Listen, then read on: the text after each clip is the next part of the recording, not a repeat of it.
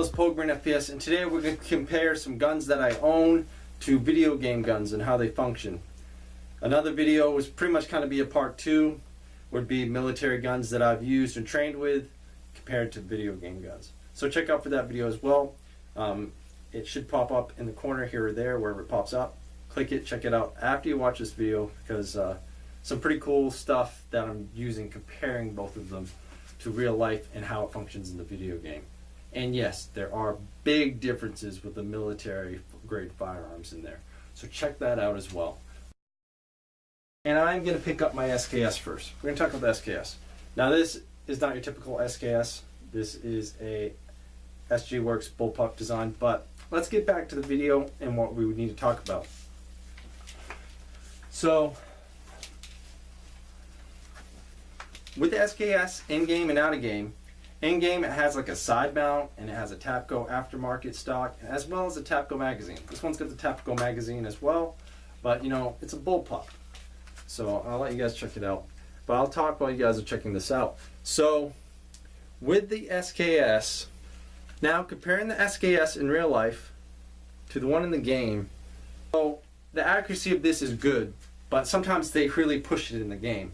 So that's the major difference. Not saying the 762 by 39 is not capable, but they really push the limits of the bullet. I'd say probably 300 to 400 yards, maybe 500 yards. This 500 yards is pushing it, but I'd say maximum probably 400 yards with an SKS is good, just because the round is very limiting. It is a medium range round. The SKS compared to in-game and out-of-game, the accuracy is a little bit better in the game.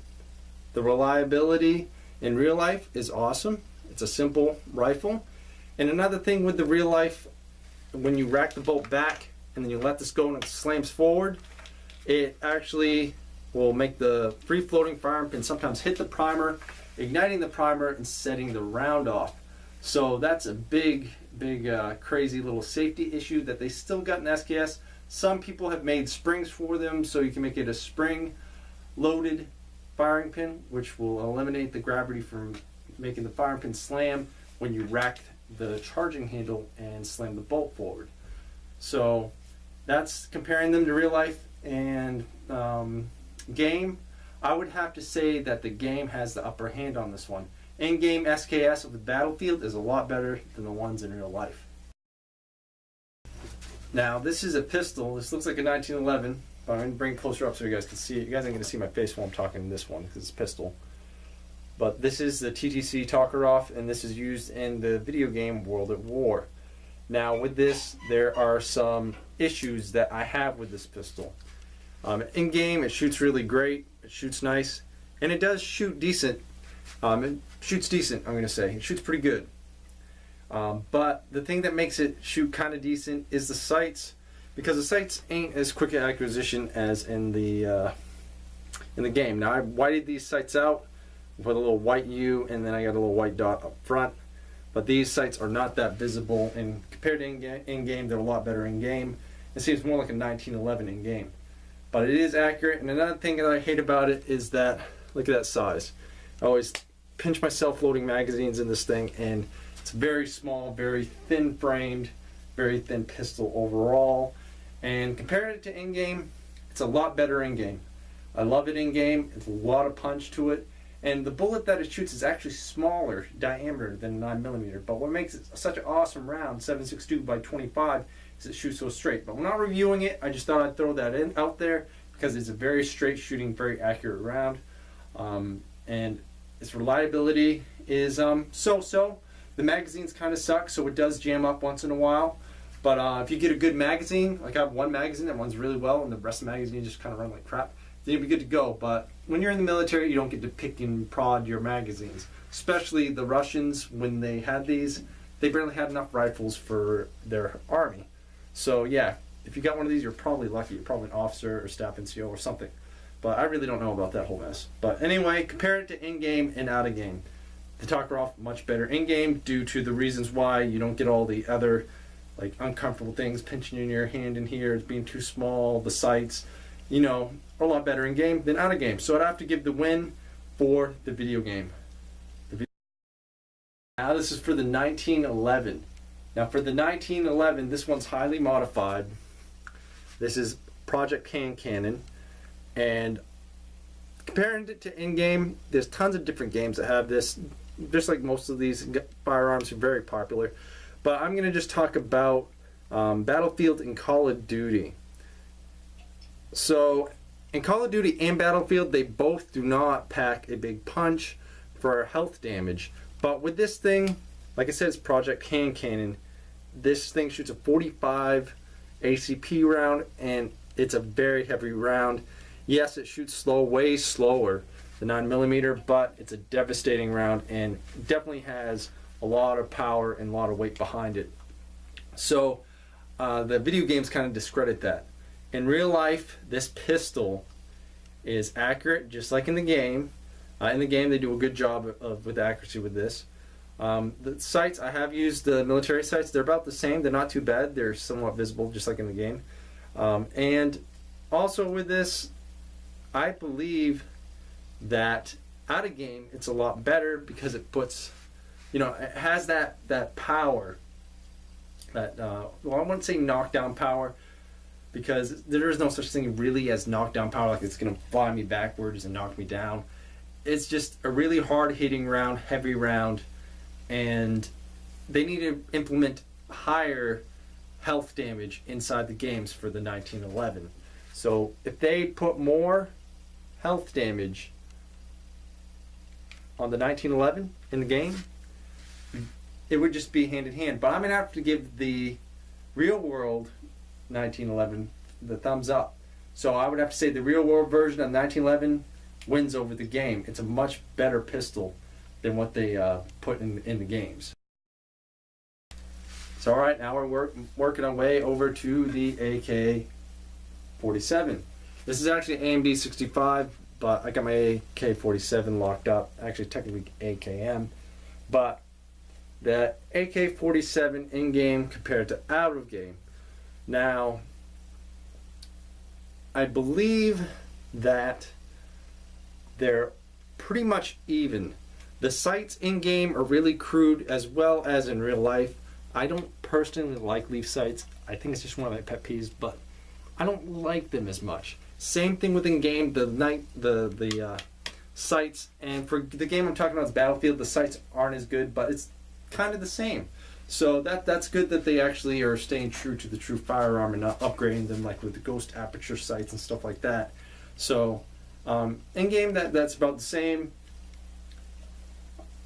I'm gonna have to go with a tie, because in game the health points that this takes is great. They take a good amount of damage, and it's a very well evened out rifle, and I believe they did a really good job at designing the AK-47 and how it functioned in the game. I believe they're about even. They did a very good job with the AK-47, and they better because it's the most used rifle in the world, most highly manufactured rifle in the world. They're everywhere.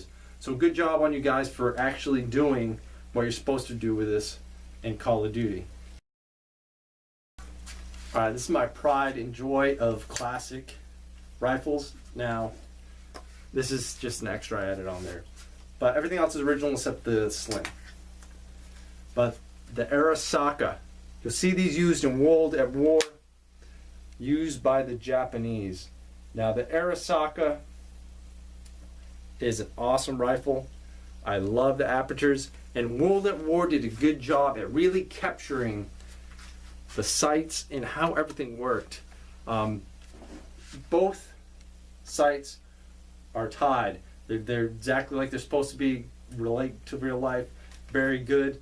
The accuracy of these rifles are very good, and everything they captured in the game is the same as this. Like, it's amazing that they put that much detail into Arasaka, especially knowing that Arasaka rifles were captured and they were not massively produced. They were not sent into the U.S., imported into the U.S. For financial gain. They were captured from actual Japanese soldiers, sailors, armed servicemen, whoever it may be. They actually had to capture these. So this is a captured Arasaka from World War II. This is a piece of history, and I love this rifle, and that's why I love it. But I'm gonna have to give these guys, who's better, real life or video game? Excuse me. I'm gonna have to go with, the thing is, it's almost even. Who wins, the video game or real life? I would have to say real life, most definitely. And the reason why is because this round is pretty much equivalent to our 30-06. Uses a 311 diameter bullet, not a 308 bullet, a little bit bigger bullet, and it packs similar ballistics to a 30-06 round. So can you imagine getting hit with a big 30-06, and then you shoot like once or twice with this in the game and then they're dead? You guys need to up the damage on the Arisaka in the game. So real life, Arisaka wins on this one.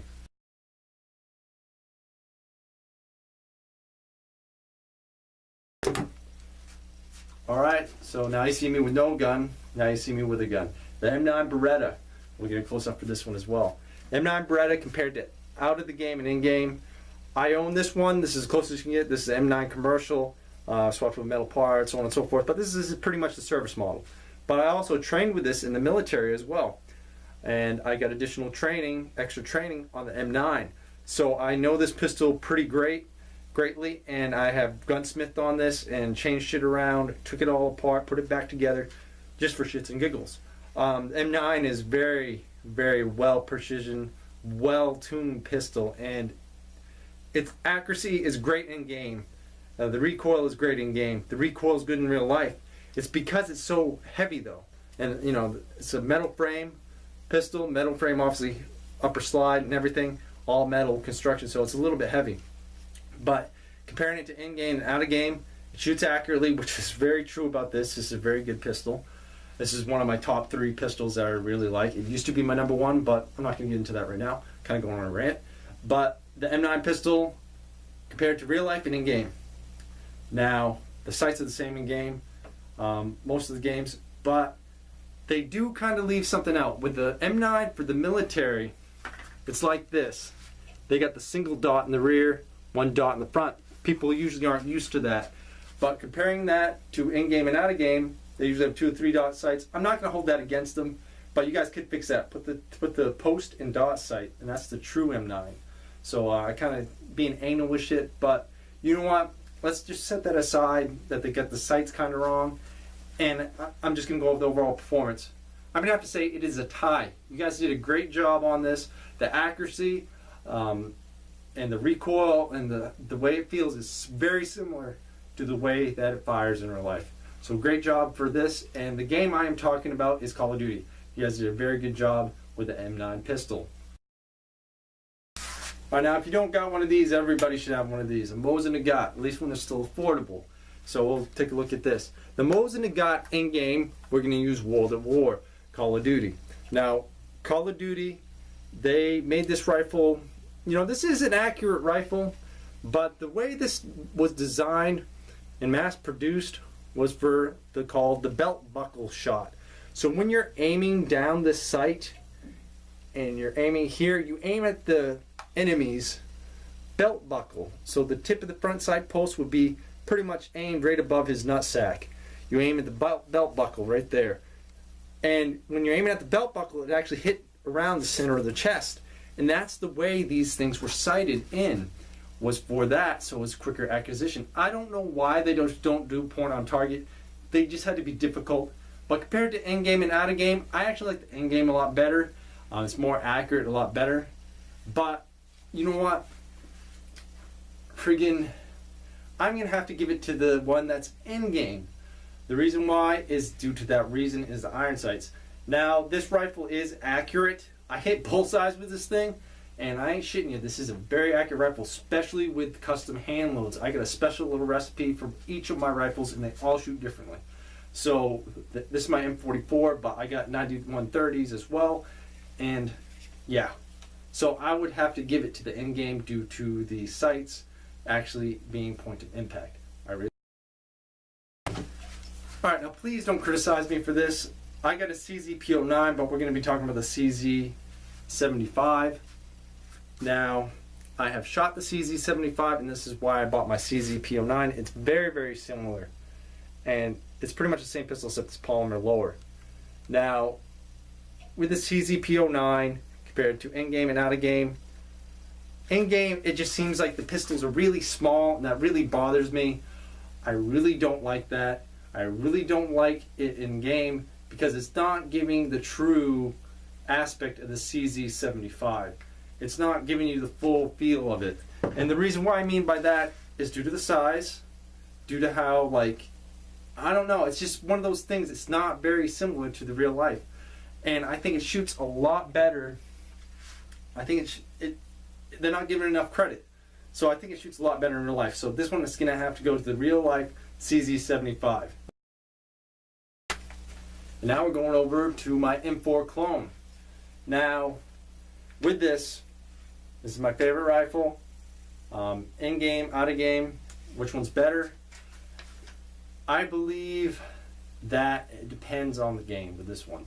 Most of the games are pretty much similar. They do similar things. But in the Call of Duty game, I think it works pretty damn good. And it's definitely good in full auto mode when you're doing controlled bursts. I think it gets the edge on that. But if it was like the Battlefield version and not the Call of Duty version, I would have to say that this one would win in the Battlefield version. This one would win overall, the real life one. But the Call of Duty version one is way better than it is in real life. You know, the full auto mode and everything is very controllable, very easy. So the video game would win in that one. But with the Battlefield version, it wouldn't win because due to the HP damage is not as great compared to real life. So I would have to say real life would win in that aspect. So since I'm basing these mainly off Call of Duty and Battlefield, that I would have to say that we'd have to call this one a draw due to that reason. Alright, now we're going to the M16A4 version. This is a mid-length. This is the closest thing I got to M16A4. But with the M16A4, it's more set up as a, you know, kind of a longer range. It kind of has that marksmanship aspect of it. And M4 is more close quarters kind of feel to it. But compared to in-game and out-of-game, the 3-round burst in Battlefield, it feels just the same. Semi-automatic, it needs more HP killing power. And the one compared to Call of Duty, same thing, it needs more HP killing power. So who wins the M16A4 in real life or video game? It would be real life. Real life wins this one. The real life M16A4 is much better than the one in the video game. Alright, so this concludes my video. These are just my opinions on how they function, and I'm basing it off my experience. So these are what I really truly think about the video game guns and the real life guns. So thank you guys for watching. Remember to watch the military weapons as well that I've had issued to me and that I've trained with and that I've used in the military. That'll be a totally separate video, and I'll explain what's better, the real life military version or the video game version. So thank you guys for watching, and have a nice day.